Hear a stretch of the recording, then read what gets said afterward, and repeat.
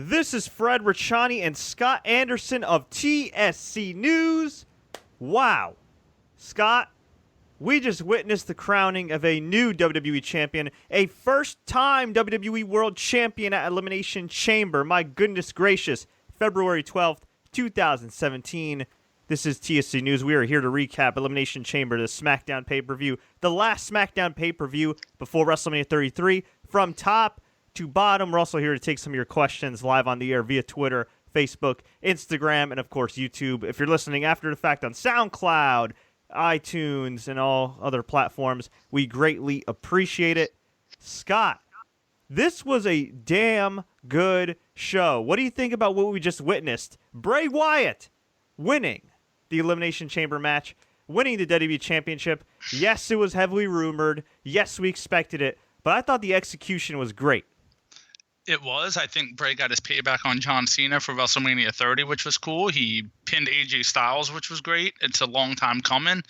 Me and you both thought, a year and a half ago, this guy might be dead in the water, and he's not, which is awesome to see.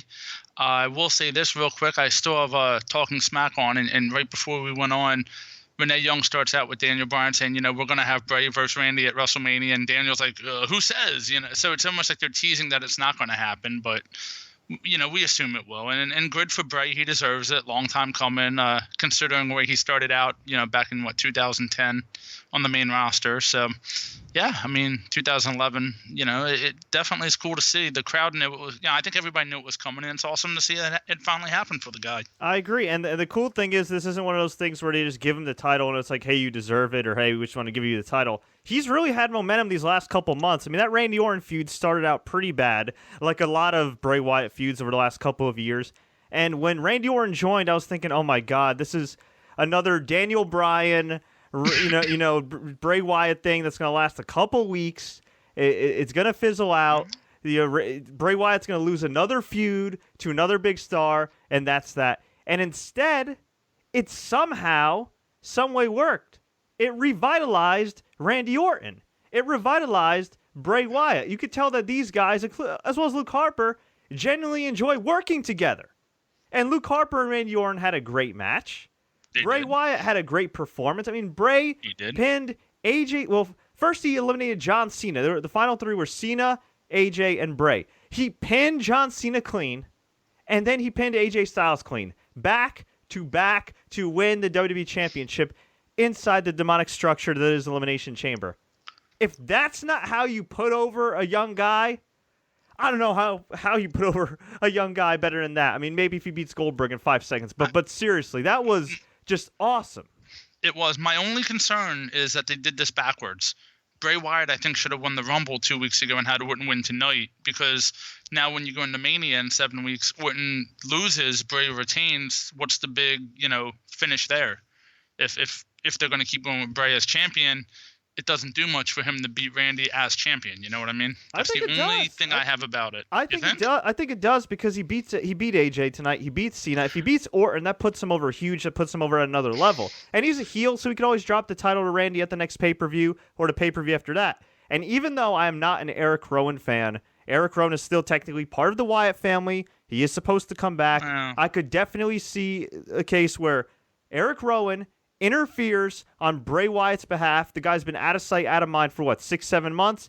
Comes in, interferes. Look, he's a job guy anyway. Let him be, Randy Orton's whipping boy. He interferes, costs Randy the match, gives Bray at least a couple more months with the title. And then, after that, Bray can drop the title to Randy. And then guess what? You can do the awesome feud I am totally looking forward to on the SmackDown brand. I hope they eventually do it. AJ Styles versus Randy Orton, because that would be an incredible match. Yeah, no, I won't disagree. That's a good idea. And a fresh match. It's a fresh match. You could also have Luke Harper just come out and turn on Orton, and it'd be a setup the whole time, too. There's a lot of possibilities. Actually, that I actually might like better, but you know what else I would like even more? What's that? And this is something Jeremy Bauer suggested, a triple threat match with the Wyatt family. I think that'd be tremendous. He also had mentioned, and we had talked about this, not to get ahead of ourselves and not to cut you off, about American Alpha needing a heel tag team. And, he had mentioned Harper and Rowan, which, except for the fact Harper's kind of like a good guy right now, yeah. If they do, they have a lot of different ways to do things, so we'll see. A triple threat, I think, would be good. It could be interesting, although how many triple threats do we need at WrestleMania for the main title? We've had that, it seems like, for the last 4 years. So True, and then on top of that, we also are going to have most likely multi-man matches for the IC title. Maybe multi-man matches. Oh, really? Windows 10 has to give me that little thing in the background. I apologize for that. Blame Bill Gates for that. Anyway, as I was saying, we're already going to have a bunch of multi-man matches because we're going to have we're gonna probably have a multi-man match for the tag titles on either brand. We're probably going to have women's title matches. I think we're going to see a Fatal 4-Way on Raw, a Fatal 4-Way on the SmackDown side. And then, you factor in some other matches. The Andre the Giant Battle Royal, obviously that's a multi-man match. So I could see a case to be made that, hey, you know what, maybe we don't want to do too many multi-man matches. Then again, they've done it before at WrestleMania. I'm not saying it was great, but they did it at WrestleMania 2000. WrestleMania 2000, which was WrestleMania all tag 16. matches. Yeah, it was the only... Except for one. There was a triple threat match. No, the Fatal... Well, there was the Fatal 4-Way as well. Well, there was the Fatal 4-Way as well, yes. Yeah, it was the only WrestleMania to never have one singles match, which is crazy. I'm not saying they got to do that and get every single person on the show, but I think put it this way: when when your opening match was the Godfather and D'Lo Brown versus Al Snow and Steve Blackman, Yeah, although Ice-T had a great performance back in the day. Watching on WWE Network, kids. But you can make a case for a Wyatt triple threat, though. It makes sense in storyline. It's not just throwing guys together. I mean, Luke Harper had a phenomenal performance tonight, and he's been a great wrestler for a while, but he really stepped up and I think opened a lot of eyes in that match with Randy Orton despite losing. He did, but that's the problem. He lost, and he lost a couple weeks ago to Randy Orton as well. So how... please don't tell me they're going to do on SmackDown, Bray Wyatt versus Luke Harper randomly and have Luke Harper pin Bray Wyatt clean. Or just for no reason, because that just would be horrible. Or he pins Randy Orton. Or like you mentioned before, how some people were saying they should have the Wyatt family take on American Alpha at WrestleMania. Maybe this does lead to Luke Harper staying with the Wyatts, reuniting with Eric Rowan, and them going after the tag titles, which, frankly, wouldn't be the worst idea in the world. And you can kind of do a deal. But you know what? You've done that before, too, though, had them guys go after the titles. So. You know what? You could do a deal where Eric Rowan returns, seems to be leaning towards the babyface side. Him and Luke Harper kind of stay away from the Wyatts for a while. And then you could do something where at WrestleMania, they win the tag titles maybe on the pre-show sometime earlier in the show. I mean, the show's like 5 hours long anyway. And then they come out and help Bray win, and then the original Wyatt family reunites. That wouldn't be the worst idea in the world either. I mean, either way, I do see Eric Rowan, as crappy of a wrestler as he is with his awkward jumpsuit and butt sweat. I could see him interfering in that title match, and I could see Bray retaining the title. Now, do you think they'll throw a curveball at all? And maybe have Randy go to Raw, or is that not? You think that's not possible? When, before Mania? I mean, you remember like when they used to do where the guy wins the Royal Rumble and then they choose which brand they go to. I mean, do you think they're going to do that? No, they're not going to do that at this point. No, I think they would have done that the night after, because that's usually when they would do it. I remember when like Undertaker won. He came out on Raw the next night and they had all three champions, because at that time there was an ECW champion and he chose Edge at that point, which was SmackDown. So. I don't think they'll do that. I hope not, because I'm not sure I want to see Orton Goldberg. Spoiler, but Goldberg's going to beat Kevin Owens in a couple weeks. So maybe we'll see. We'll see. A lot can change. I would be shocked if Kevin Owens beats Goldberg, but I guess again you could have Lesnar interfere, so it is possible. Yeah, I would honestly, even though Kevin Owens is a very weak champion right now through no fault of his own, I really would like to see him retain, or I would like to see Goldberg win. But I would just like a scenario that does not lead to Brock Lesnar putting over Roman Reigns at SummerSlam, because that's what I see happening. Or at maybe the next pay-per-view. I see Goldberg winning the title, which I think is fine because he's a huge draw for WWE right now. He's the main character of the video game that's selling very well. It makes perfect sense, and I love Goldberg the character. However,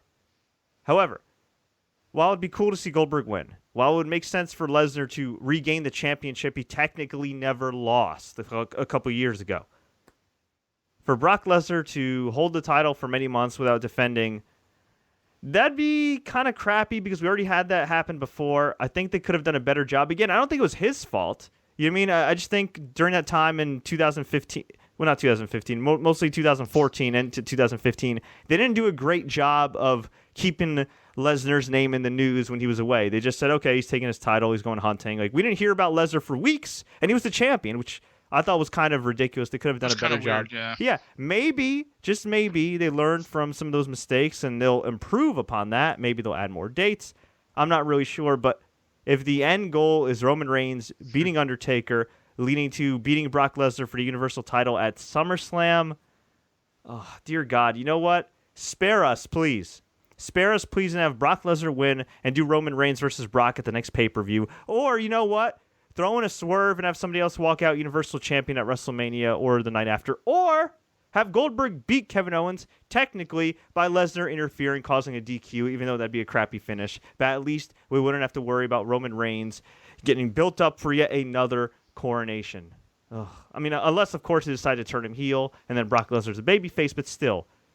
That doesn't really work either at this point, but well, you know. You never know. But we could talk about Fastlane down the road. We got a few weeks for that. But Elimination Chamber, man, I thought was a very strong show. I wouldn't say it was one of the best shows I've ever seen, but it was a very easy show to watch.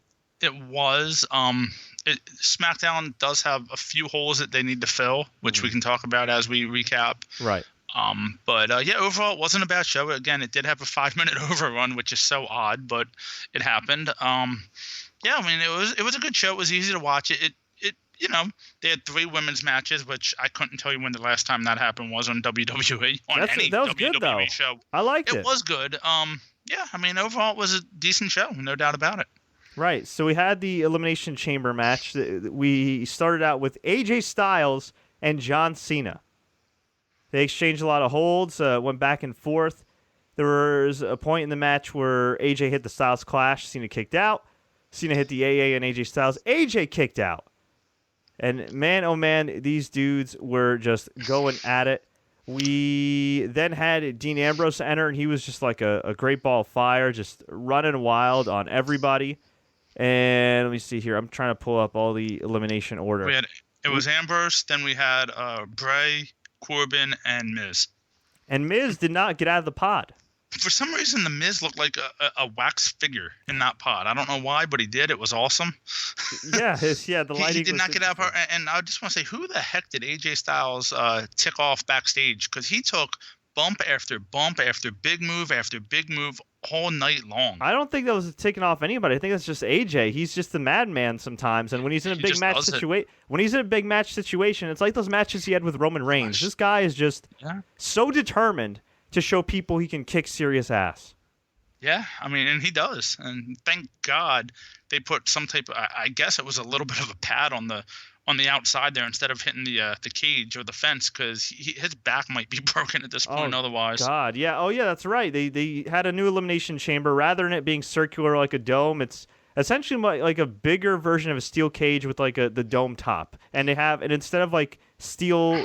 like a steel floor, they at least have some padding now, which, you know what, I'm all for, because that's a dangerous match. These guys already work a ridiculously tough schedule, and they're a few weeks away from WrestleMania, so you don't want anybody getting seriously hurt. Yeah, no, I agree. 2 new doors to enter and exit.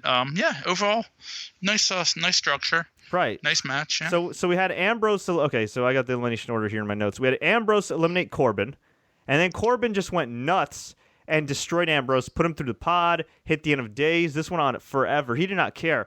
The only thing I would have liked to have seen is Corbin destroy everybody. I think it would have made him look a little bit more badass, but he looked all right here. I know it put over Bray huge, but I think it would have been cool when he hit the end of days before getting eliminated, when he hit it on Cena, if he got the pin on Cena. I think that would have been kind of cool. But at the same time, given how the match was structured, you kind of needed a babyface there at the end or towards the end, and you know, it makes sense to keep Cena in there. Go ahead. No, go ahead. I'm sorry. No, I was just going to say I do disagree with a couple of the eliminations, though. We had Miz afterwards steal the pin on Ambrose. That was fine.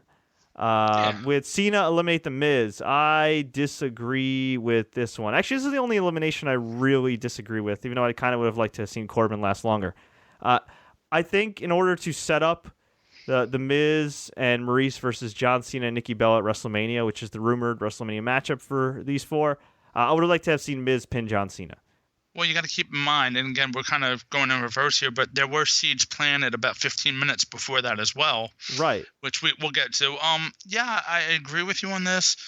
The one thing that you were getting to before I cut you off before was the Miz did not want to come out of his pod. Corbin was waiting for him, and Dean just rolled him up and pinned him, which led to Corbin beating the holy heck out of Dean, which, like you said, it would have been nice to see Corbin go after everybody, but this sets up an IC title match at Mania between those two. And that's what I'm hoping, you have there instead of having a triple threat or a ladder match, because I could see on the Raw side the U.S. title being the ladder match this year. So just want to mention that. But, yeah, Miz hit all of the Daniel Bryan moves, mocking Bryan again. And, yeah, like you said, John Cena just hit the AA and pinned him, which was kind of weak, but, I get it. What are you going to do with the guy? Yeah, you could have the Miz pin Cena that early in the match and have it kind of be an upset, but it is, it is what it is. And I could see him taking the pinfall at WrestleMania, or I could see Nikki pinning Maurice, which honestly I'd be fine with. I'd rather not see Miz take another big pinfall loss. I think Miz's mic work has been off the charts over the last year. He's been a great character. Yes. He's been much better in the ring than people give him credit for. Seriously. I'm not saying this guy is Cesaro or anything like that, but he has definitely stepped up his work over the last year. I'd like to see that rewarded. It's Bray Wyatt's time right now. I get it, but hopefully it ends with Miz getting a victory over John Cena, although I am not holding my breath. I could see a scenario now, since this occurred, where John Cena gets his one-on-one rematch before WrestleMania against Bray. They do a big SmackDown main event for ratings, and then Miz interferes, helps Bray retain.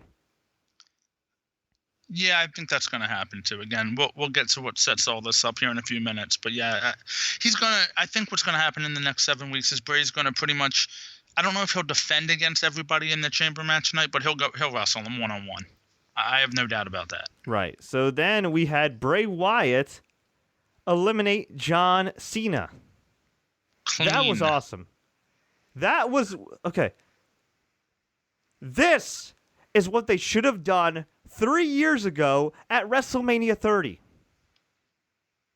We sat through so many bad Bray Wyatt promos, so many bad Bray Wyatt feuds. He was like Kane's bastard son, and the person who was writing for him was like the bastard son of Kane's writer. Seriously. It was like, hey, all the rejected storylines for Kane, let's give them to Bray Wyatt. Yeah. It was brutal. It was brutal. We had that awful Dean Ambrose feud. We had this. Oh my God. It was just, man, so many bad Bray Wyatt moments. And again, I've always liked Bray. I think he's great on the mic. He's good in the ring. He's lost a ton of weight since the Husky Harris days. He's a hard worker. He's a guy that gets a great reaction from the audience when given the right opportunities. And finally, it clicked. It clicked for them. And they said, you know what? By God, maybe we should put over Bray Wyatt by having him pin the two biggest stars on our brand. What a novel concept. You're right. And you know where the WWE dropped the ball here? And this, I can only say this now in the last 8-9 weeks of watching NXT. Yeah. Nikki Cross should have been Sister Abigail. I just want to mention that. She is great. She's great. And Sanity, I'm sorry, I'm not feeling Sanity. I like Killane Dane, Big Damo. He's awesome. Eric Young, I'm not really feeling him in this role. It's an odd gimmick. It is. That has no meaning. Like, I just feel like they're a ripoff. Sanity should be destroying people. Just left, right, and center, not just random matches. What's Eric Young? What can you say? Nothing against Eric Young. He's a good worker and everything. Great guy, yeah. But, it's like, I don't know. I'm sorry. It's like the Wyatt family's better. But yeah, Nikki should be Sister Abigail. And if not Nikki, then you know what? Is Mika Rotunda his sister still training in NXT? I'm not sure about that. But yeah, maybe they could have Sister Abigail debut at Mania and help Bray retain. How about that?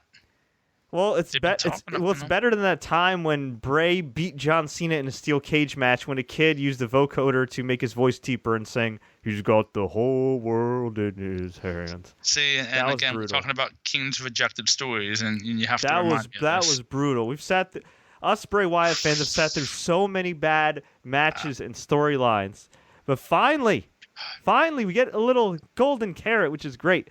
But here's the thing: for the love of God, do not negate this great accomplishment and this momentum by having Randy Orton in 2017 just pin Bray Wyatt at WrestleMania. I like Randy Orton. He's a great worker. He's one of the all-time greats. He's a Hall of Famer. But please, just give Bray Wyatt a few months with his damn belt, please. Well, we could get Randy Orton, John Cena for Cena's 17th at SummerSlam, though. You do realize that, considering the feuds they've had in the last 17 years. It is possible. You know what? Just saying. You know what? I mean, who else would Cena beat? Want to beat, considering it's probably his greatest rival right now in WWE. So yeah, and you know what, man? If they weren't so adamant on pushing Roman Reigns, and if they could see the writing on the wall, I know they've done the match before, but just from a storyline perspective and similar gimmicks and everything. I mean, Bray Wyatt versus Undertaker, if Undertaker was still exclusive to SmackDown, would make the most sense at WrestleMania from the standpoint of if you wanted to continue to put over a guy. Now, having him beat Randy Orton puts him over huge. But having him beat The Undertaker, I mean, but you know what? Maybe they'll do that down the road. I don't know.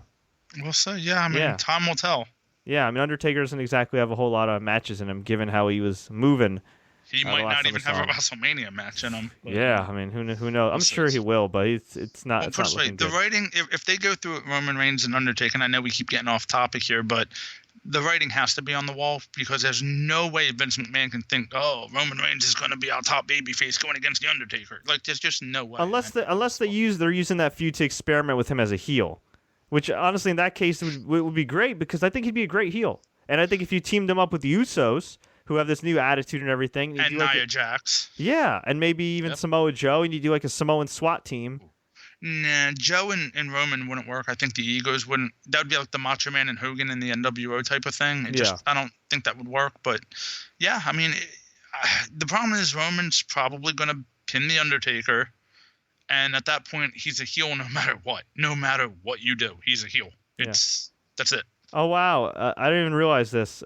Jeremy Bowers just tweeted me a animated GIF of Randy Orton back in 2011 punting Husky Harris. We would not see Husky Harris for ever. But the guy that plays Husky Harris, we wouldn't see this guy for another 2.5 years on the main roster, and he was reincarnated as Bray Wyatt. Yep, and apparently he told Vince McMahon that night, "I will be back." Really? I don't know if you ever heard that. Yeah, because they were demoting him back because he just wasn't ready. And yeah, he said I think it was Vince. He said, "I will be back." And yeah, you know what? That's just an incredible story of persistence if you really think about it. For him to be on the main roster, be in the mix with the Nexus WrestleMania season back then, 2011 WrestleMania 27, and then for him to be back in developmental for 2 years. Now, granted, he was in his early 20s then. But still, that had to be demoralizing to an extent. But for him to make something of himself, completely reinvent himself, and even in the midst of this horrible creative he's had the last 3 years, for him to persevere, have this kick-ass storyline with Orton since October, and now to become WWE champion. I mean, that's awesome. That's hard work right there. You know what? And I don't want to compare these two, but you can almost compare it to a degree to a Zack Ryder who's had horrible storylines, who really at this point, had no reason to still be with WWE. Let's be honest. And the guys came, and look what he did. And he, won the IC title at Mania, which was cool. I mean, this is the guy who was in a wheelchair and got pushed off the ramp because of Kane. Yeah, sometimes you just gotta hold on. You gotta persist. Zack Ryder had a very tiny moment of shine. But you know what? Right. I mean, you look at a guy like Kofi Kingston. Kofi Kingston was dead in the water for a while, and Big E and Xavier Woods, and they made something of themselves in the New Day. So I guess that goes to show you for any wrestlers on the gigantic WWE roster right now, if you persist, if you hang on, if you find a way to hang around, you know what? Maybe, just maybe, you'll get your chance to shine. And in the case of Bray Wyatt, it wasn't like he wasn't ever in the mix. He was always in the mix. It's just that he lost. And he lost, and he lost, and he lost, and it made it hard for people to care about him. Yeah. But kudos to him, and kudos to the booking on SmackDown, because he's definitely rebuilt himself, and they've definitely rebuilt him. This is one guy that the brand split has helped 150%, for sure. Absolutely. We had the Women's Championship as the semi-main event. Alexa Bliss taking on Naomi. This was a decent match. I wouldn't say it was great. I wouldn't say it was bad. It was all right. You know, it's not going to be at the level of a match involving Natalya. It's not going to be at the level of a match involving like a Sasha Banks or anybody like that, or Becky Lynch. But they worked hard. They did their thing. There was a little bit of sloppiness. Naomi went for a split-legged moonsault once. Missed Alexa Bliss. But I think the announcers were confused because they thought she was supposed to hit her. Maybe they felt they would. I think the announcers treated it as a blown spot. But I thought the spot was actually she missed the moonsault.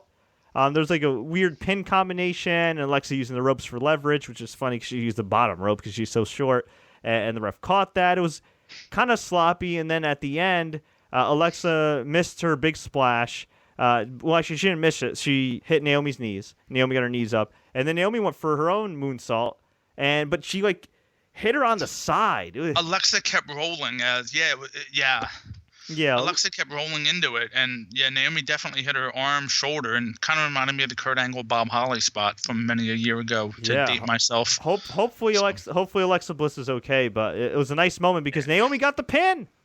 She did. Finally, after all these years, and look, I'm not saying Naomi's a great worker. I'm not even saying she's the best athlete in WWE as far as women go. It's probably Alexa, but she's a hardworking young woman who seems like a really nice person, who's extremely likable, who's worked hard to try to reinvent her character over and over again. And at the end of the day, she has a connection with the crowd. And I'm not saying Twitter and social media is indicative of somebody's popularity, or at the end of the day, it's about merchandise and all that jazz. But she hasn't always had a lot of merchandise. But she's a person that has a rabid fan base online, a really rabid fan base online. I don't know what they call themselves, the Naomites or whatever, the glow sticks, whatever the case may be. Naomi always has a huge following on social media, a lot of support on social media. When the dummies left her off the Total Divas poster, Twitter came for the e-marketing department's heads. I mean, my God. When Naomi didn't have merchandise, Twitter came for WWEshop.com's heads. My goodness gracious. And finally, for all the supporters, Naomi finally won the big one. She is going to WrestleMania in her hometown of Orlando, Florida, to defend the Smackdown Women's Championship. And what was great was the crowd was chanting, "You deserve it." I know that chant's been overdone, but it was a genuinely nice moment. She was crying. She was thanking everybody.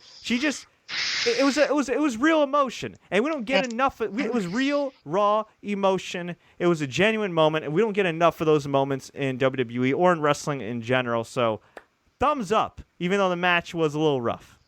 Well, from where she started, back to being the cheerleader dancer of Brodus Clay, and she's been injured a lot. Let's be honest. She deserved it. I mean, no doubt about it. She's somebody else who's persevered and kept coming back. So, good for her, no doubt about it. I hope that they give her the side plates of her title, they make them glow somehow, because I think that'd be pretty cool. True that. Now, somebody here, Darshan Pamal said, "Fred, I just joined the recap. Can you please recap the show?" That's what I'm doing. But if you want quick results, Bray Wyatt's your new WWE champion, eliminating John Cena and then AJ Styles clean to win the world title for the first time. Afterwards, Randy Orton came out and had a stare down with him from the ramp. We had Naomi pin Alexa Bliss to win the SmackDown Women's Championship. We had American Alpha in the Tag Team Turmoil match win by last defeating the Ascension to retain the tag titles, although it was really wacky. I missed part of this match because my feed was acting up, but from what I understand, American Alpha eliminated the Usos. The Usos beat the hell out of American Alpha at the end. The Ascension came out, thought they were going to win, and somehow, some way, Chad Gable did his best Super Cena impression, his best Hulk Hogan impression, and they were able to pin the Ascension to retain the tag titles. Was there anything else that was relevant in that match?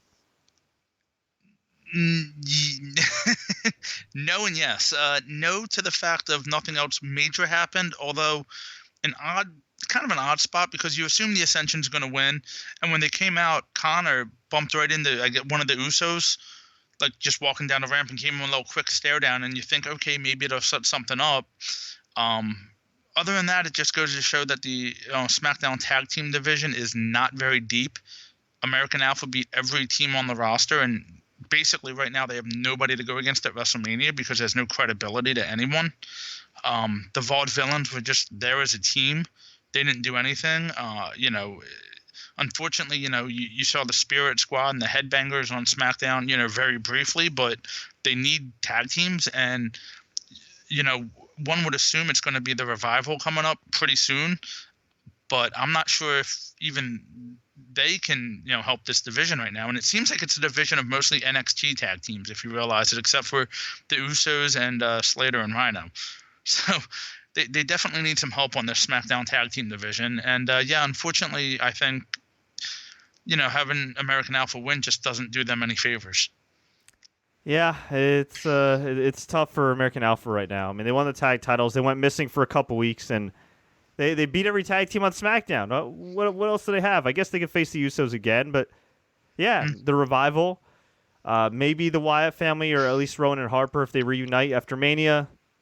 But at the moment, they are lacking. I mean, I guess you have the team of Apollo Crews and Kalisto. Oh, God, yeah. We had Apollo Crews. I skipped this match. I'm sorry. This match offended me so much, I skipped it. I decided to take a shower. It was a cool spot at the beginning. No, seriously. I was serious when I texted you and I said, I'm going to go take a shower because it's a good time to take a shower. Because I was like, you know what? Dolph Ziggler, who's the worst booked babyface / heel maybe in the last 15 years. He's worse booked than Roman Reigns. He's worse booked than Roman Reigns. Think about that. So bad. Okay? Look, I was a Dolph Ziggler fan for years. For years. I stand for Dolph Ziggler for years. But there comes a point in time, like your New York Jets, where they're just hopeless. Where they're just hopeless. Okay, and I'm sorry. Unlike the New York Jets, who can draft a quarterback, who can draft a wide receiver, who could sign a free agent, Dolph Ziggler's the same person. It's not like Dolph Ziggler's going to magically turn into Tom Brady or magically turn into John Cena. He's still the same guy.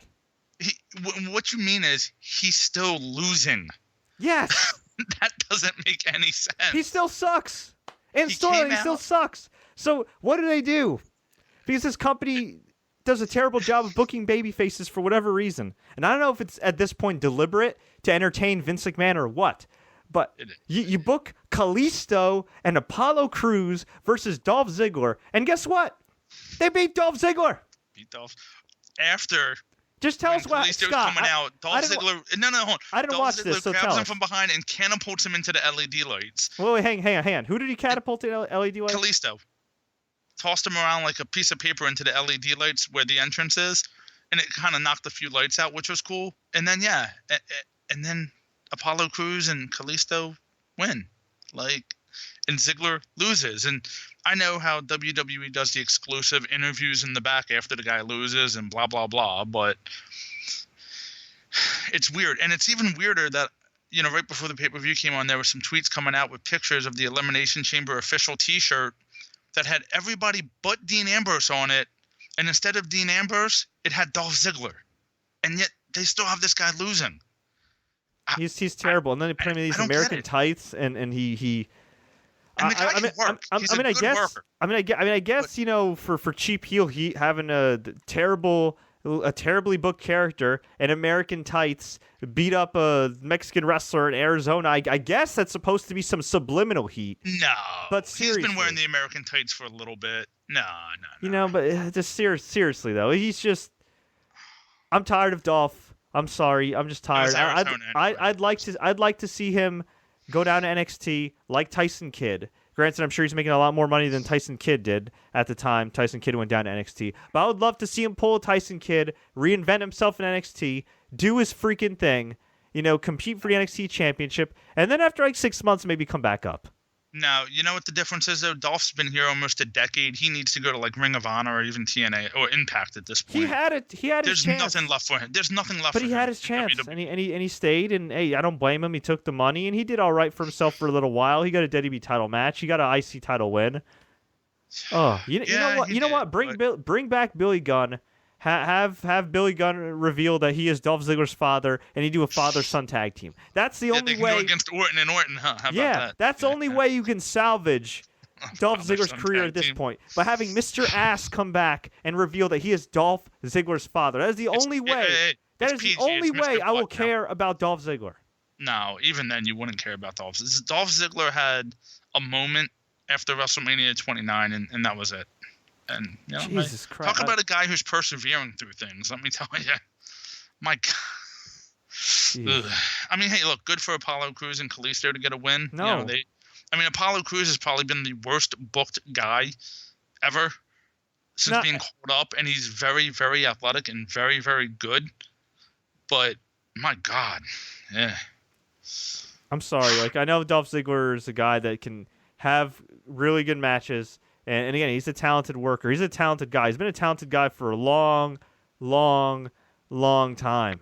And I know WWE needs bodies and everything like that, but you have so many. And look, I'm not advocating cutting anybody. I don't want to see anybody lose their jobs. But just from a creative standpoint, if you're WWE, the way you've booked this guy, how can anybody possibly care? Unless your goal is to make him at the level of Jinder Mahal, okay? What is your end goal with this Dolph Ziggler character? You could take Dolph Ziggler away, put in a guy like Tyler Bate, the current UK champion, or Trent Seven, or somebody from NXT. Austin Aries, whatever. I'm trying to think who else is a guy they could take. Almost anybody from NXT right now. Shinsuke Nakamura, Bobby Roode and his fake Ric Flair gimmick that sucks. Ty Dillinger, whatever. I like the Glorious theme song, but he's miscast as the fake Ric Flair. He really is. He's more of a Triple H than a Ric Flair, but that's another story for another day. Speaking of father-son combos, there you go. Actually, even though they're like the same age. But, maybe Triple H reveals that he's Bobby Roode's father. I wouldn't be surprised. Have to be twin brother, but yeah. Maybe Triple H had a Canadian love child back in the day. Who knows? But my God, yeah, I'm tired of Dolph Ziggler. We spent way too much time talking about Dolph Ziggler. Okay, I'm sorry, he's done. All right, let's go back to this recap. We had Natalya versus Nikki Bella. Very physical match. I like the intensity here. It sucks that it ended in a double countout, but I feel like they're going to lead to a big blow-off. If they are going to do a big blow-off on Smackdown and not at WrestleMania, I sincerely hope that they do it in the main event because this feud is very underrated. I think they've had great promos. I think the intensity's been great. And you could tell these two are best friends because they are laying it in when they fight each other. Yes. This set up a interview backstage with Nikki Bella, where Natalya tried to attack her again and pushed Nikki Bella into Maurice, whose makeup, we hope it was makeup powder, went all over Maurice, which is probably going to set up the John Cena, Miz, Maurice, Nikki Bella feud. Which is kind of silly. I mean, seriously, that's how it's set up.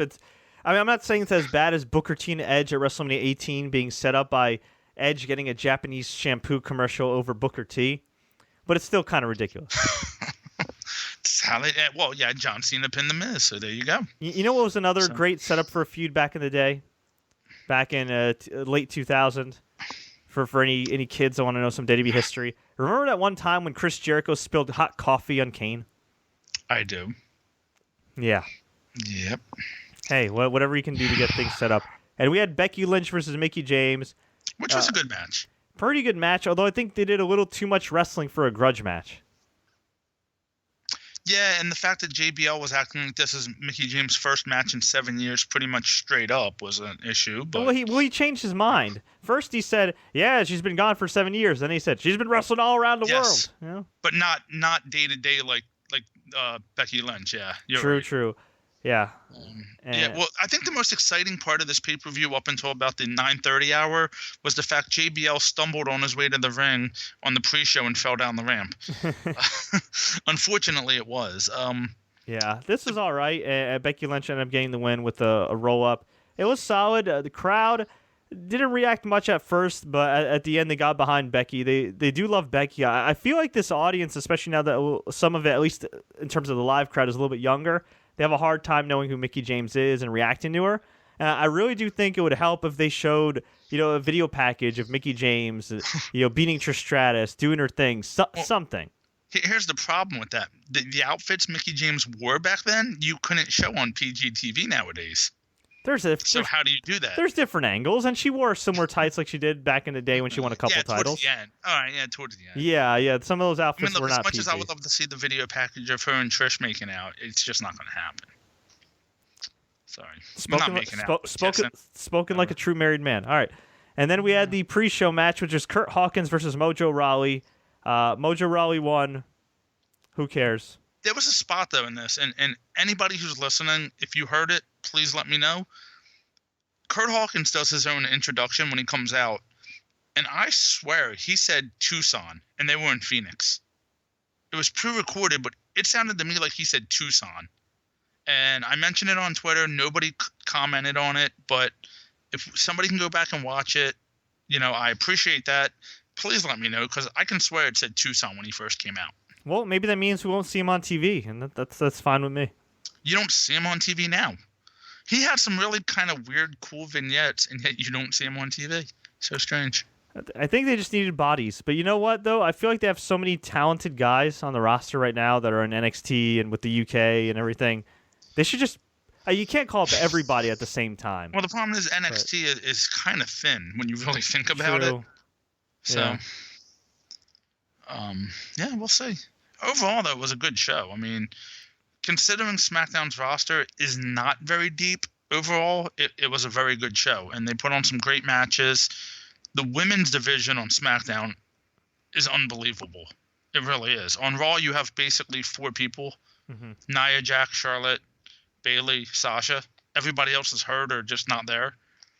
And you only have 7 on SmackDown, but they do a pretty damn good job. No, they do. They definitely do a good job, and they definitely do a better job on a 2-hour show of dispersing time to the women. So much respect to whoever's running SmackDown. I think it's Road Dogg right now as one of the main guys. So, hey, props to him and the crew and everybody involved. All the wrestlers have been doing a great job. That's why SmackDown at the moment is the best damn brand. So overall, I got to give Elimination Chamber a massive thumbs up. Go out of your way to watch it, especially... Oh, we forgot to mention the Orton and Luke Harper match. We mentioned Orton won, but we mentioned it. They had a great match. They had an excellent, excellent match. Go out of your way to see Orton versus Harper and the Elimination Chamber. I mean, most of the show was good. It was easy to watch, but especially the Harper match and the Elimination Chamber. Yeah. Although for some odd reason in the pre-show, they had Carmella on there, and Ellsworth comes out and says he purchased 2 skybox tickets for him and Carmella, which is weird that a employed WWE superstar has to buy tickets. It was kind of odd, and that whole thing was just weird the whole night. Like Carmella's almost like the what's the word here? Like the head of the women's division, kind of watching all the women, and they're going back to her, talking to her every time the women's match ends. It was kind of strange. Yeah, it's a good way. It's a good way to keep her relevant. I mean, I have no interest in seeing her challenge for the title anytime soon. But no. Yeah. But, and then you have Malibu's Most Wanted, so, whatever. Yeah, she's a good character. All right, so let's get to some of the comments here before we head on out. Terrell Scott, we get Emelina tomorrow, finally. Maybe. Allegedly, we're getting Emelina after all these weeks of build-up. She's like the new Brodus Clay. For weeks, they built up Brodus Clay in 2011. He finally debuted in 2012, and it was a completely different character from what we expected. Yeah. God forbid they change Emelina's character. They built him up as a monster in all the vignettes, and he comes out as a dinosaur dancing fool. Yeah, I mean, people would laugh at you now if you said, "Oh my God, Brodus Clay, they missed the boat on him," and he was not a great worker, and he's still not a good worker. But he's a guy that they back in 2011, they had some great vignettes. He could have been awesome, and they brought him as a dancing dinosaur. You know what would have been cool for Emma if they would have done like an R-Truth type of thing where he's all confused, where she comes out and debuts tonight instead of tomorrow night. Like she just randomly comes out to the ring. Oh God. Like thinking it's Raw. Just something just odd. You know what I mean? Maybe ever date R-Truth in storyline and little Jimmy's their son. I don't know. And they need to give Emelina Eva Marie's announcer, by the way. If they don't do that, they're missing the boat as well, because that would be awesome.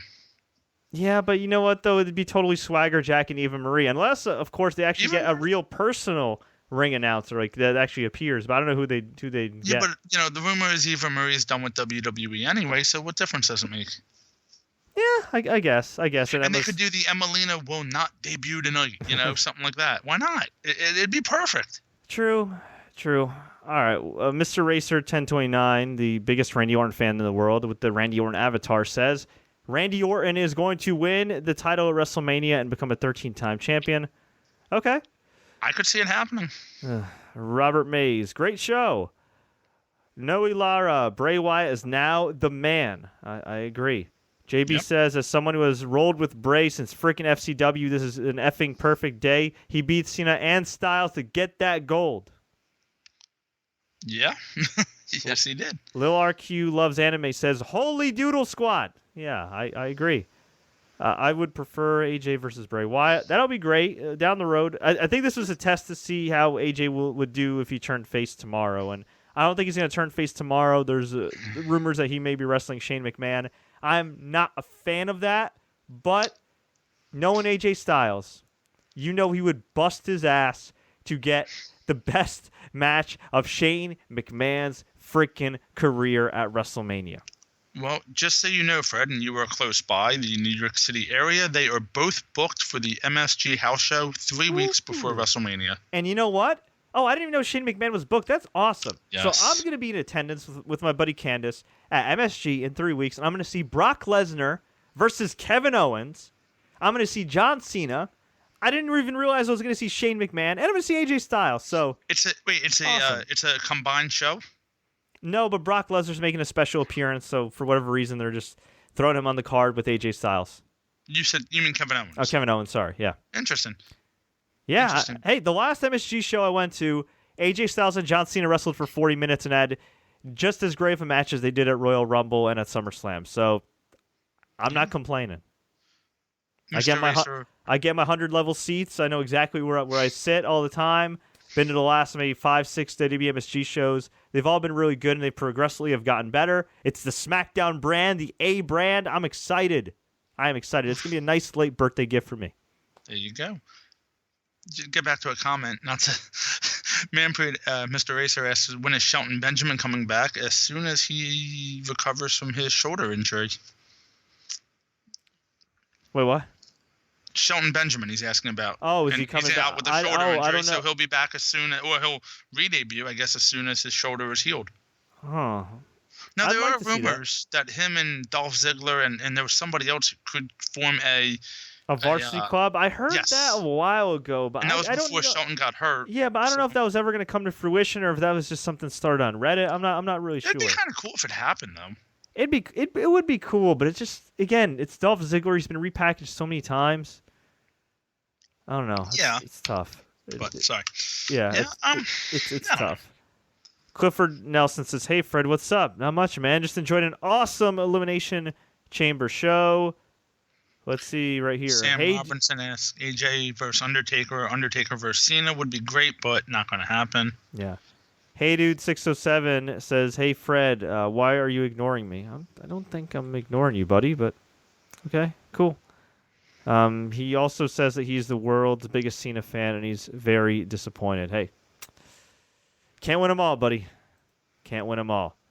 Let's see. Telvin Kapapa says, Chamber match greater than UFC 208. My God, was that UFC pay-per-view awful last night. I don't know if you saw it, Scott.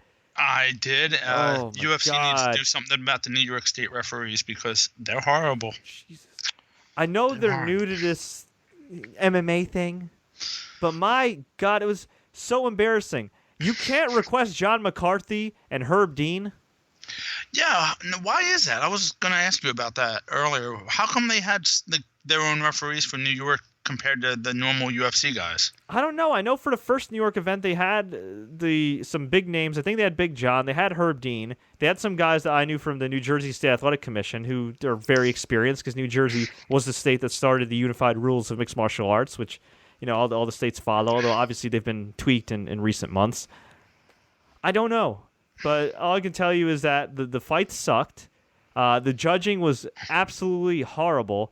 I think there was one judge, Doug Crosby.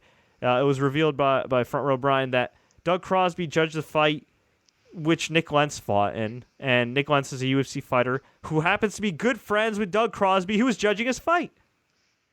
Just, and people want to complain about Bellator and say, Bellator's fixed and all this crap. No, Bellator at least is trying to give fights the fans want to see. Tito versus Chael. It was not a great fight, but it did a big rating. It was personalities. I said this on the UFC recap last night. I would have much rather seen the UFC give Chael Sonnen stacks of money to go in and fight Anderson Silva one more time, headline this Brooklyn show. Instead, we got a hemorrhoid of a main event. I mean, seriously. In Brooklyn, This is the main event you give us? I'm The glad I fight didn't itself cover. was okay. I thought the refereeing was horrible and it cost Holly Holm a title. Oh. But Dude, yeah, I'm still. You know what? I missed the dedeadline for press passes. Obviously, I had a lot going on.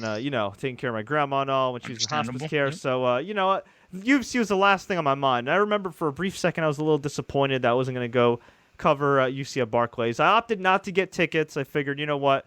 I think I'd get a better vantage point from just covering the pay-per-view, from my home and just ordering it and whatnot. And my God, I am so glad I did not cover this event. I'm so glad I did not buy tickets to this event. I'm so glad I convinced my sister not to buy me tickets for this event for my birthday. My God, this was the worst UFC pay-per-view in maybe 15 years. Well, correct me if I'm wrong, but wasn't only one fight TKO or submission? Every fight went to the most the fights full went 3 to rounds, decision. didn't they? Yeah. Oh Yeah. God, it was terrible. Let's move on. It was Yes. terrible. Okay. Let's see. And yes, Telvin Kemper, home star power has faded for sure. She's lost 3 straight now. Yeah, I mean, she on paper she's not a Buster Douglas to Ronda Rousey's Mike Tyson because she actually has a tremendous background in boxing and everything, and she was undefeated in MMA for a while. But with these 3 losses, yeah, she's kind of faded into that Buster Douglas territory. Let's see right here. Mr. Racer asks, "Did you catch Walking Dead?" Yeah, I watched a little bit of it while I was watching Elimination Chamber. I'm a huge Walking Dead fan. Not feeling it. I'm really not feeling it. And I'm a fan. I'm a guy that likes to stay on the positive side of things, give shows a chance. I've stuck with this show.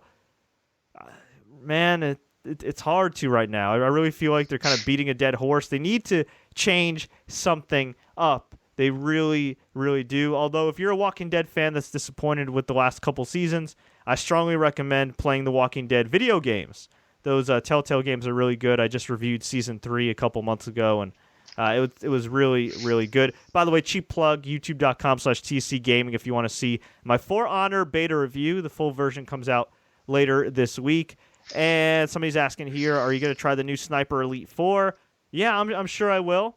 I am not the best at shooting games outside of Destiny. Destiny is like the only shooting game I'm really good at. But I'm sure I'll try it. I'm sure I'll get my ass whooped, but I'll probably have fun in the process.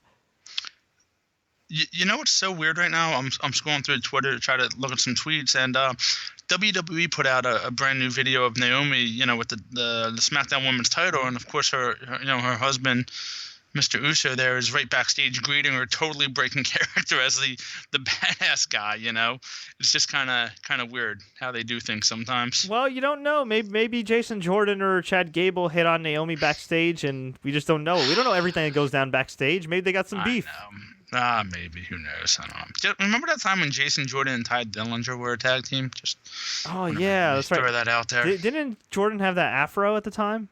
Yeah, and then I think he turned on Dillinger, didn't he? Yeah, he walked out on him, and then all of a sudden Chad Gable showed up. And speaking of a guy that persevered, my God, Jason Jordan was in developmental for like 5 years. He had nothing. Yeah. Jeez, nothing going on, nothing going for him. I think he held the FCW tag title for a cup of coffee, and then for him to only a year or two ago get teamed up with Chad Gable, who had barely been in developmental, and totally turned his career around. Another story of perseverance. I think that's why I like SmackDown. It has a lot of people that have just kind of persevered and done. And even Ty Dillinger, making something out of nothing with that 10 gimmick. You know what? I would actually like to see him debut, and I'm going to give you a scenario that I think would be great. Right? All right, let's do it. Okay. You do Chris Jericho, Kevin Owens, obviously at WrestleMania. Yes. By the way, they're having a festival of friendship on That's Raw going to Vegas. be very interesting. That's going to be very, very interesting on Raw. You assume Goldberg will interfere in that. Because he is booked for that, so yeah. Something. So I could see Jericho versus Owens at WrestleMania. I could see Jericho upsetting Kevin Owens to retain the title somehow. Okay. Or you know what? I don't even know who would be the heel at that point. You know what? Maybe I'd like to assume maybe Jericho would be the babyface, just because it's hard to boo Jericho at this stage of his career. He's a legend. Well, the crowd will be behind both guys because it's a non-traditional crowd for Mania, and Kevin Owens is world-renowned just like Jericho. So it's tough. Yeah. Let's just say Jericho, right? It could be Owens, whoever's the supposed to be the heel. The next night on Raw, they do an open challenge. The open challenge is answered by Ty Dillinger. You have Ty Dillinger wrestle somebody, say Jericho, for the U.S. title, and you have Kevin Owens interfere, have Ty Dillinger win. You essentially have like a new Santino Marella moment where Ty Dillinger in his debut pins Chris Jericho, wins the U.S. title. Crowd goes nuts. Since it's going to be a hardcore crowd that watches NXT, the crowd's going to react to him like a gigantic superstar. That's going to enhance Ty Dillinger. You give him a little bit of credibility, and then eventually, in true WWE fashion, you have him get squashed by Braun Strowman, lose the title. But at least he'll be on the main roster, and at least he'll be a guy that can hang around, be a funny guy. And no disrespect to Enzo Amore. Enzo Amore is a much better talker than Ty Dillinger, but Ty Dillinger's a guy I think that can be that good in-ring worker, that's a solid hand, that can get over, that can do comedy. And just, I've always thought with that 10 gimmick, even just that house shows him singing in the crowd doing the 10 thing or giving a 6 out of 10 or a 9 out of 10, I think it would totally get over.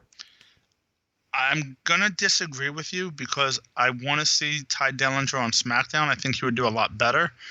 Keep in mind they're doing 4 nights straight in Orlando, so do the same idea that you have, but do it on SmackDown with either Bray Wyatt or Orton coming out to celebrate their WWE title win. Have Dillinger challenge. He can lose that match versus Orton or Bray and still be over huge. Still in Orlando. You still get the crowd. Even if you don't get the hardcore crowd that you'll get for Raw, you have an Orlando crowd which knows him. I think it could still work just as good. And he's on SmackDown, which would be the better show for him. True. Or you know what? You do the same thing only with the IC title. And you have like a heel that you can job out, But I don't want to see it be Baron Corbin. That's the only thing. No. You do somebody else. I don't know who. Let's just I can't think of one right now. Let's just assume like. Although you could do the Miz, give the Miz back the title and have him lose it to Dillinger. That would be interesting. Or but Miz is with Cena. I mean, you know what? For the sake of him being such a loser already, Dolph Ziggler. Have Dolph Ziggler win the IC title in some like multi-man ladder match, and then 2 days later lose to Ty Dillinger. That'd be great. You know what? That they would do that anyway, so why not? Exactly. Yeah. Why not? Make him the heel Zack Ryder, only he gets no sympathy. Yeah. Oh my god, dude, that would be great. Yeah. Wow. Hey, man, I'm the perfect 10 when it comes to creative. All right, let's see. Is Balor out for a while? No, he's supposed to come back soon. I'd like to see him at least to make a WrestleMania appearance, just kind of appear, say he'll be back. Maybe he could win the Andre the Giant Battle Royal just to give him something. Or I think the Miz should win that, actually, to be honest with you. Wait, you think the Miz? I do. But the Miz is not wrestling in the Battle Royal. Yeah, but why not? You could still do it. I mean, it depends on the card. Seriously, it's gonna be somebody big. It's gonna be Braun Strowman. You don't think he's going to have a major type of match at Mania? I think you're going to put Samoa Joe and Braun Strowman in the match, and it's going to come down to Braun Strowman and Samoa Joe, and one of those guys is going to win. And it's going to enhance the Battle Royal because of the fact that it's 2 big guys, 2 big stars going at it. Never thought you would say 2 big stars and Braun Strowman. Well, you know what? Braun's gotten over, and they've done a great job with him, and I really don't want to see him lose. He's kind of grown on me a little bit, to be honest with you. I don't want to see him lose to Roman. I really don't. I think he should be kept strong, but unfortunately, they got to get over Roman, so you haven't beat Braun, which I think is stupid, but whatever. No, you don't. You can still have The Undertaker interfere in that. You could, but then Undertaker would technically be the heel, even though nobody's going to boo him. No, you don't. All you got to do is have Roman go in for the spear, have him do his, and then all of a sudden, dong. Yeah. That's all you need. That's all you need. You don't even need Undertaker to show up. Actually, you know what? That wouldn't be the worst idea in the world. But then again, Roman would then lose. But yeah. And think about this though. So Undertaker could do anything in the world of Roman Reigns and still get cheered because it's Roman Reigns. So could Braun Strowman. You know, you got a point there. We need thank you Strowman shirts. That is a match that you really can't have either guy lose, because going into Mania, Braun's going to look weak because he lost to Roman, and Roman's, unless you do the Undertaker thing, it just doesn't make sense. Yeah. And yeah, I mean, again, we can talk about Fastlane in a couple weeks, but it'll be interesting. I think we have some idea of what SmackDown WrestleMania matches are going to look like now. The women's match, I think, we said earlier, it looks like both of them could be fatal 4-ways, which I'm not totally a fan of, and one of them would definitely be on the pre-show for sure. Well, we don't know that, but yeah, it could. I mean, I could definitely see Alexa versus Mickey versus Becky versus Naomi. Yeah, I could see that. And then on Raw, I could see Nia versus Bayley versus Sasha versus Charlotte. And now, then I heard rumors of Nia and Charlotte 1-on-1 and Becky and Sasha and Bayley 1-on-1. So that would be interesting. Yeah, that'd be weird. I don't know. It would be weird, yeah. And then of course, you have 7 hours. I mean, you can put 5 matches on the pre-show. True. And then of course you're probably gonna have a multi-man match for each tag title, and then you're gonna have if they do 1-on-1 Baron Corbin, Dean Ambrose, that wouldn't be too bad. But I think you have to do 1-on-1. I think the U.S. title. It's going to be interesting. No, but the U.S. title is on ice right now because it's with Jericho, so it's going to be Jericho and Owens probably for the U.S. title. Well, they could take the title off Jericho. They could, but I think it would be better if Owens, if they had that U.S. title in that match. I think it would enhance the title. Bray and Orton cost Jericho. Yeah, Bray and Orton will be awesome. Triple H and Rollins, as long as Rollins can recover, which most likely he will, that'll be awesome. Let's see what else. Goldberg and Lesnar. I guess they'll go a few extra minutes. I don't want to see. It'll have to be the main event though, won't it? It might, it might. How can that match not? I mean, yeah. But you know what? I mean, if Roman Reigns was actually over as a face, I think Roman Reigns and Undertaker would be a worthy main event. Just given the significance and the fact that it might be Undertaker's last match. But at the same time, we don't know what's going to happen. I mean, I think Roman Reigns is a really good worker. A lot of people tend to think he's at the right place, right time. I happen to think the former, not the latter. But it's going to be a big test for him. He's still a relatively young guy. Undertaker? That's the question. Yeah, that's. And can everybody they lay out? Else he's going against has. So. And can they lay out a match that'll hide Undertaker's weaknesses? Which would have to be like a no holds barred type of match. Agreed. It has to have a gimmick. Yeah. Agreed. Well, you know what? I'm sure they're going to have plenty of time to work on it. I'm sure they're going to be working together and going, over every spot and everything like that. Sure. It's WrestleMania. I think they'll be all right. Look at it this way. Granted, it was the Hell in a Cell, and you had the gimmick of the gigantic high spot, but Shane McMahon and Undertaker, even though it wasn't a great match, managed to pull off a match that most fans, particularly casual fans, found entertaining. So even though it went about 10 minutes too long. Yes. So if Shane McMahon and Undertaker, even if you take the high spot out of the way, it could have a somewhat entertaining match. I think Roman Reigns and Undertaker will be fine. Although Undertaker's coming off a hip surgery, and at 50-something years old, man, that's rough. It's gonna be a challenge. So I think the WrestleMania card looks good. I mean, I think it's gonna be good as long as all the matches stay intact. And I think you don't have to lay all your cards out on the table, right? There's a lot of pay-per-views. You have a lot of network content that you have to provide. I think it's good to save some matchups for down the road. So like a Braun Strowman versus Samoa Joe, or Samoa Joe in a bigger match. I think it makes sense to put them in the Battle Royal. Put some big stars in the Battle Royal. Why not? Make it mean something. I like the fact that when Baron Corbin's introduced, they introduce him as the winner of the Andre the Giant Memorial Battle Royal. They make it seem like it's a significant accomplishment, and you got to maintain that. And I think that they should do it in a way where it also puts the person who wins in title contention. That's why I think a guy like Braun Strowman, if he wins the Battle Royal, or even if he doesn't win the Battle Royal but is like the last one eliminated, right? Technically, if they keep their story straight, because the guy helped Kevin Owens retain the Universal title, he's owed a one-on-one title shot. Maybe they'll do something with that at the next pay-per-view. Who knows?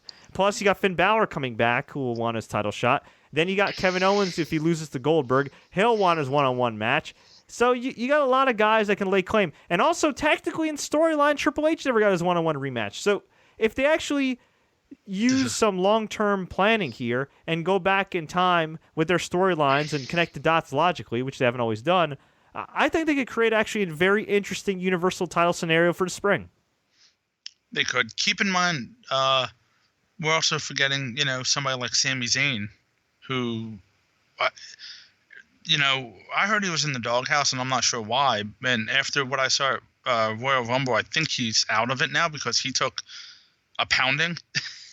That's the best way to put it. I mean, for a guy that's in the doghouse, he seems to be doing pretty well for himself. So. And right now he's got Jericho, and rumors he's going to have another U.S. title match at Fastlane, and right there would be the perfect time to take the title off Jericho. You can have Owens cause a distraction. Kind of odd. A lot of Canadians going for the U.S. title. Kind of weird. Hey, it's all good, man. We're a diverse country. All right, well, I think that's that. Raw should be interesting. We got Fastlane coming up, which we'll talk about in the coming weeks. But, folks, thank you very much for the support. Thank you very much for watching and listening to TSC. If you enjoyed this recap, please click the like button. Please share this with all your friends. Please subscribe, because not only do we have live recap shows like this, but we have tons of retro reviews. I just reviewed every single Elimination Chamber match in existence. Just uploaded them last night, so please check all those out. Take a nice trip down memory lane. We'll have wall-to-wall WrestleMania coverage. We have exclusive interviews with all your favorite wrestlers. I'll be uploading the fourth quarter results conference call, courtesy of Alan Wu of WWE. Record-setting revenue, although profits still behind from the pay-per-view era days. So going to be interesting to see what happens there. Subscriber count, 1.6 could million, could be better. Definitely could be better. We'll see what happens, but it's definitely going to be an interesting time. WrestleMania season is upon us. I'm excited. Are you? Well, I want to hear from you. Let me know. Leave a comment below. Tweet us. Facebook us. Do what you got to do. And as always, enjoy the matches.